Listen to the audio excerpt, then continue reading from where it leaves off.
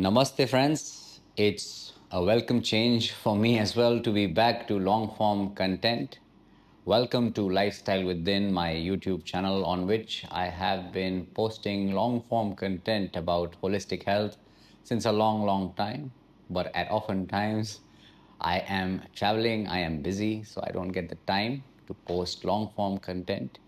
Most of what I do is through spontaneity and through a scriptless attitude. So I have to be in the right energy frame. And I thought that life is compelling me to return back to this long form frame. And I had some good clues over the last few weeks, which made me take this step of restarting my YouTube channel where I talk more in depth. Although it is spontaneous, there is a little framework which I am naturally following. And today I thought that I'll discuss the everydayness of awakening. I am in Bali right now hosting an immersion for one of my beautiful health partners. He's 63. He's traveled from the other corner of the world in northwestern United States of America. Before this, I was hosting another immersion in Thailand with another beautiful health partner who's half the age of the current health partner. He is 31, who was from the northeastern part of the United States, who let go of the glitz and glam of the American dream before the American dream threw everyone out with their rules. So over the last 3.5 to 4 months, it's been a journey, a beautiful one, where I've been traveling, where I've been living life, staying holistically healthy while being a mirror to these beautiful energies. And there are a lot of lessons, a lot of blessings along the way, which made me decide that today we will be covering some of the lessons from those journeys and also talk about the everydayness of awakening, because a lot of people, a lot of digital people, a lot of coaches, a lot of religious institutions spread this dogma that awakening is a single moment experience. It is one aha moment, and you're awakened and you are gifted with enlightenment. And especially for the Western mind, which is very scientific, goal oriented, where tasks are performed for a particular objective, it can appear true. It can appear very true that if you do a certain bit of rituals, certain practices, certain things, there will be one aha moment after which you can call yourself awakened or enlightened. But that is far from the truth. And that's what we will break down today as to why there is a necessity to practice everyday rituals without worrying about results, without aiming for enlightenment or awakening as if it is another materialistic goal. So let's start this journey again. Yes, friends, I'm in Bali right now. It is the pseudo-spiritual capital of the world. Yes, the locals are very authentic, very spiritual. They have everyday rituals which are a part of their lifestyle. They don't do these things just on one off days. They are not enamored by the exoticness of their rituals. They are a seamless part of their lives, whether it is going to the waterfalls, offering everyday prayers, offering these showers at these waterfalls or these specific temples, all the rituals. It's an everyday seamless part of life, which to a Westerner looks very esoteric, very exotic, because they have nothing of that sort back at home. And they get caught up in these aspects because deep inside they are wanting some expression of a spiritual change. They want some catharsis, they want some closure on certain healing they might be needing, certain trauma they might be suffering from. They would be needing a physical manifestation or a change in their outer self for this. And that's why a lot of these Balinese rituals get a lot of followers. People come here for that instant fix and shift, and they like wholeheartedly participate and get those, we see those gyrating videos of ladies and men when they're getting some treatment, when they're yelling at waterfalls, when they're doing those dips. All of those things are more intentional and more intention driven rather than being short term purifying cures. Nothing can cure you but your own mind and energy. And these things, if you follow, you will be needing them every day, just like you need drugs, alcohol, sex as everyday things when you get addicted to them. So we're merely shifting the shape of our desires into more spiritual ones. And that's what happens with a lot of people who travel to places like Koh Samui, Bali. And I come from the Himalayas. The crust of yoga was born in those mountains, in the stillness of those mountains. I come from close to Rishikesh, where I see a lot of spiritual practices turning to foreign appeasement because of the slavery mindset.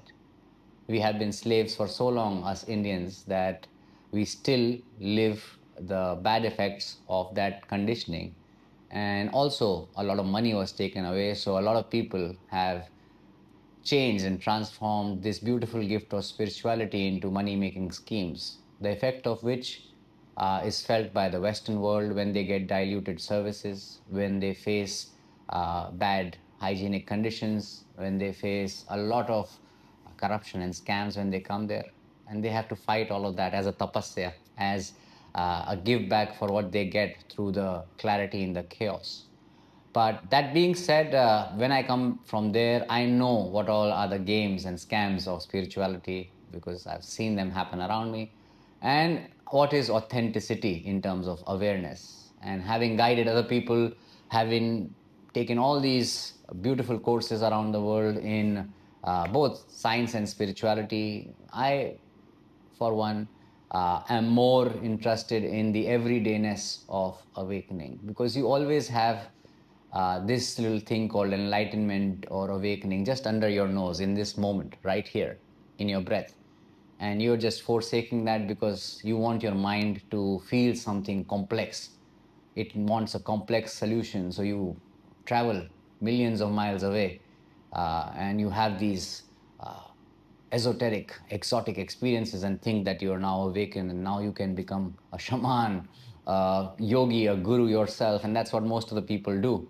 They go for a 200-hour yoga teacher training course, they go for some cacao ceremony, ayahuasca ceremony, and then they think that they have become enlightened and they can speak the volumes to the world. But it's not that easy.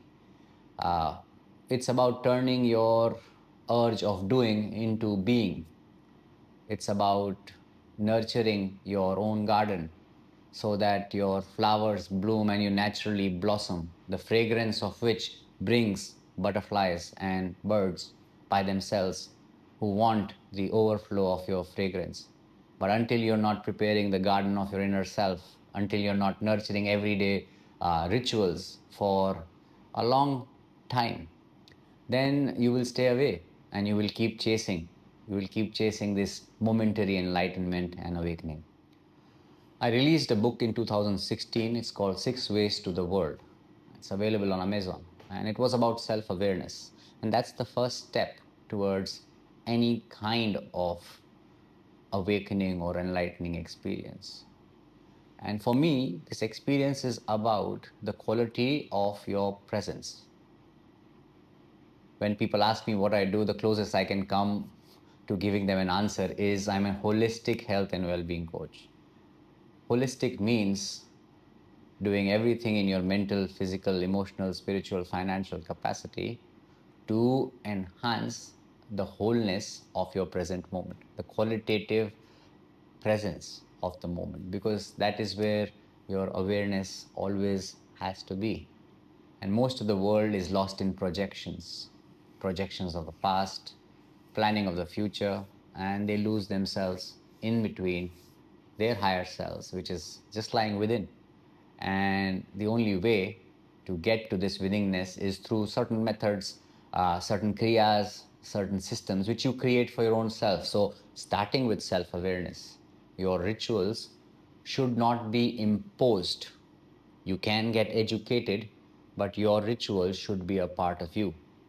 And I always tell beginners on this journey of seeking, it's good to go out with the right mindset, the right intention, and be a part of group education. But if you want to really progress, you got to make that journey by yourself in terms of customizing, doing things which are uh, giving you that sense of presence and sustaining that practice for long. So when you're choosing a practice, don't go after intensity, exoticness, craziness, but about what you can sustain for a longer time, what you feel is the best match, that flow state between boredom and stress for you. And then you can pick up practices, whether it is a breathwork practice, an energy centering practice, movement practice. And just remember that meditation techniques, loading them up in your being, won't make you enlightened or aware.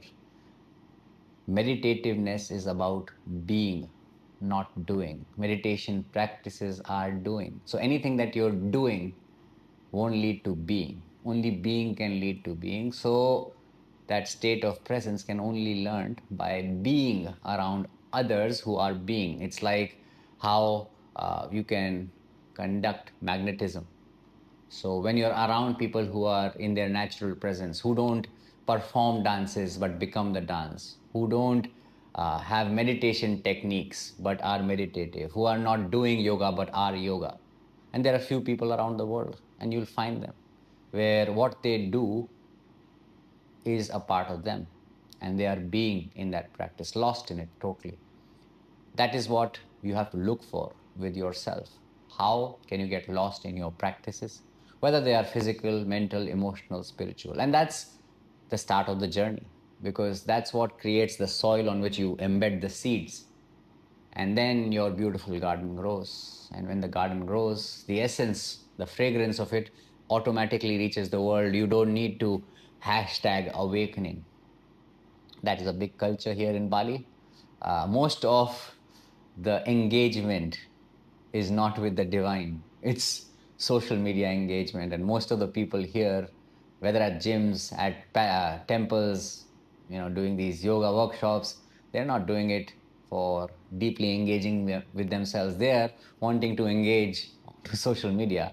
And that's where the 5% who are actually doing it genuinely, they get confused.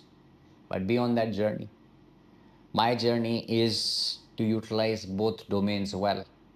My inner journey has been taking care of itself and evolving for the last 22, 23 years.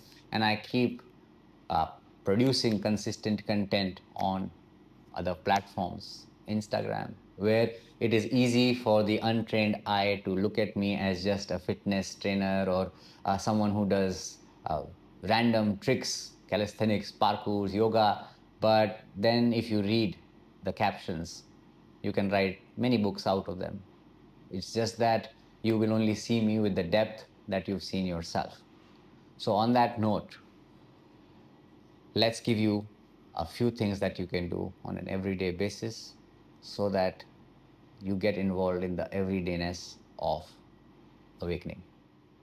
The most important aspect is to have specific, customized, distinct morning and night rituals where you are beginning the day as if you are the creator of it and ending the day in gratitude for whatever you did or did not do.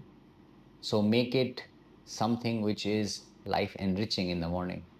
Make it align with your lifestyle patterns. Make it not so exciting, but something which sustains. Have self awareness to decide what you can consistently do, but do it consistently.